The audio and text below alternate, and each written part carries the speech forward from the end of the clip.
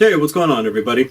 MA76B-Ball, I'm back at it again with another video for you, and I've got Create Your Game Episode 5.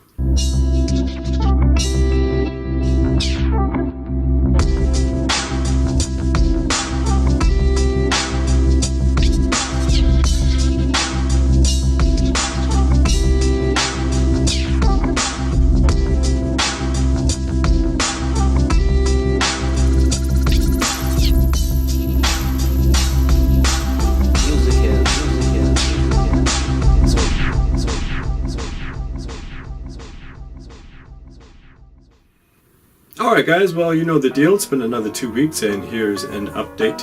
I only got 4 vert training sessions in, which is kind of disappointing. But like I've always said in previous episodes, that's just the way the cookie crumbles sometimes. Some of those things are, getting home late from work, might be busy with the family, what have you. But, you got to make it count when you are in the moment. So those 4 sessions are, it's always 110%, but making sure that, I'm not going all crazy and, pushing my knee too far. So, but yeah, the workouts are good. One kind of thing that I'm excited about is like when you are like training for something, it doesn't matter what sport you're in. I've mentioned before, a lot of people already know about this type of thing, is you cannot get stuck in the same routine because the body will get accustomed to things.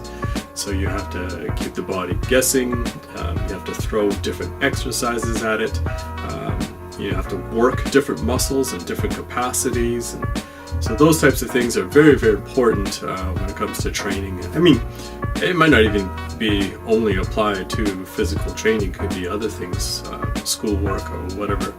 So I'm very excited when we switch gears here. I'm going to show you 3 new exercises that I'm starting to incorporate into the routine, and I like them a lot. So they're actually going to replace some of my other go-to exercises. So yeah, I'll get to that when I show you guys the footage.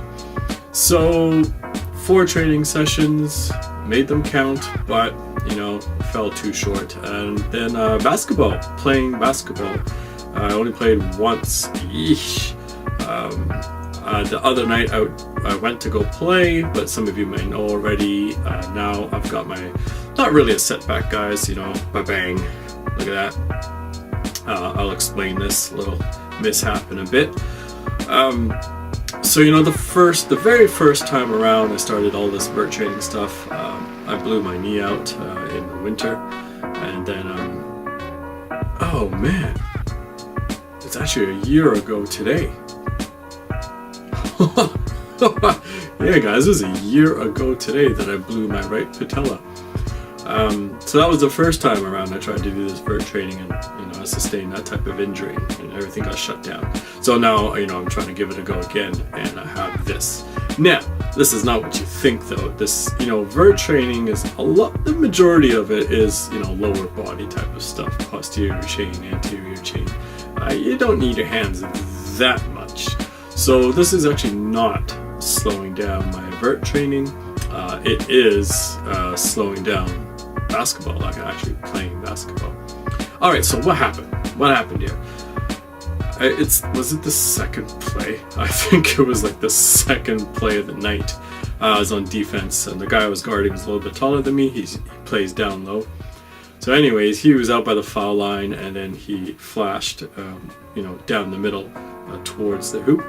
So, and I was trailing him. The guard was on my right shoulder, out by the 3-point line, and he whipped a pass across, the key area, not to the guy that I was guarding, to somebody else. And I kind of saw it over my right shoulder, so I stuck my hand out to try and deflect it, and it was just a fraction of a second too early, too late, and it just caught my finger. Just like this angle, when you usually stub your finger against the basketball. But I don't know, it wasn't like the pass was like a bullet pass. It was a good, solid pass.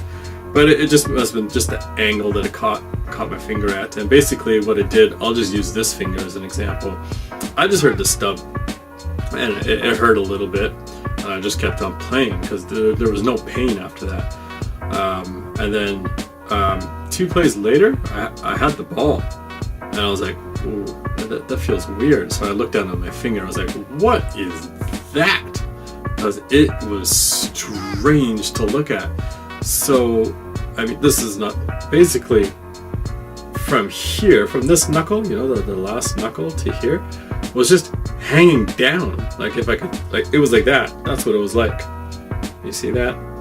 It was just hanging down like that, and I'm like, what the? And I couldn't straighten it, and I was so like perplexed because it did not hurt, but yet it was just hanging there. Like, it's such a strange thing. Like, usually, you know, you bend your finger, you might see your finger hanging like that, but to see it hanging from this knuckle, I was like, what is going on here? And then all my friends gathered around, they're like, what? So I thought first thing was dislocated, but I know, like, if you dislocate something, it hurts. And I've broken this finger before, and I've broken my big toe before, and I know what that feels like. So I yanked on it, like I was yanking, I was putting out and up and out and down and out and back, and like nothing was happening. I was like, what is... I couldn't understand it, so I stopped playing because I was like, this is weird. Even if I taped it up and kept playing, I was like, no, something's going on here. So anyways, I got home. My wife put a sausage, she broke a chopstick in half, and she put it here, taped it up, and kept it straight until the next morning. I went to the doctor, x-rays, and they showed me the bones. He was like, yeah, the bones are totally fine. I was like, yeah, I know, because it doesn't hurt. So he explained, basically, you've got a tendon or ligament, I don't know which word applies here, you know, that runs from here down to here. And that's actually the one that kind of brings your finger up, you know what I mean, kind of thing. So that tendon has been ruptured or severed or split somehow, or one way or another. So that's why it droops down there. It's so weird. So the analogy I used was like, you know, like a puppet on a string, and snip, you cut the strings, and you're like waiting for the puppet to get up because it doesn't hurt. It's not registering in my brain, it doesn't hurt, and you're just waiting for the puppet to get up and nothing's happening. So what I have to do is there's the 2X type of tape on the finger from, I should just use this, going from here, wrapping up to here, and it's pulling back the finger, and then you do the same piece of tape on this side, pulling it back and hyperextend it, and that's the position you actually want it. Then you put the splint, which is also concave, which will keep my finger that way, and then a bunch of tape. So the reason why you need to keep it like that is like, they're trying to, well, the doctor explained what the body will do. Obviously the tendons or ligament will naturally try to find each other and reattach, and if it's in this position, they don't have that far to travel to reattach. But if you leave it in this position, it's bent, it'll have a hard time, you know, there's no way it's going to stretch because it's a ligament, right? It's coiled back. So my finger has to stay in that kind of position for 4 to 6 weeks. If it doesn't heal, then they have to open up the finger and you know, reattach it manually. So anyways, sorry, that was a bit of an explanation there, guys. I don't know, like, it doesn't hurt right now. I can't do anything with it, but it doesn't hurt, but whatever. I can still do split squats and lunges and jump box and all sorts of stuff. There's all sorts of stuff I could do in the meantime. It's just basically basketball I can't really do. Alright, so that's maybe not really pertinent to the whole Create Your Game challenge, but you know, it's a bit of a bummer. Whatever, it is what it is. Excuse me. So if you could tell, I'm tired because I literally just finished my workout. I just did an hour and 15 minutes. Yeah, it was about an hour and 15 minutes. I did the new exercises that I talked about, and then my good old exercises that I love to do, and making sure that I didn't, you know, have my hands involved. So, okay, guys, that's it for the update. I'm gonna keep going. I was bummed because that night that I did this, I was totally planning on jumping and doing a vert check to see where I was at, and I didn't get to do it. So the next vert check probably won't be till Saturday night, and we'll see how that goes. But anyways, between now and then, gotta get 4 sessions in, at least 3 sessions in, and yeah, we'll take it from there. So thank you very much, guys. We'll switch over to the new exercises. I'll show you the footage on that. But in the meantime, I hope whatever you guys are doing, whatever challenges that you've got, in front of you, I hope you've got your action plan. See it through. Trial and error. You fall down 7 times, you get up 8.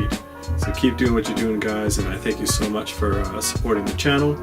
And I'll catch you guys on the next one. All right, everyone. Take care. Peace. Alright guys, so this is the exercise that's going to replace the back extensions, which I use quite often.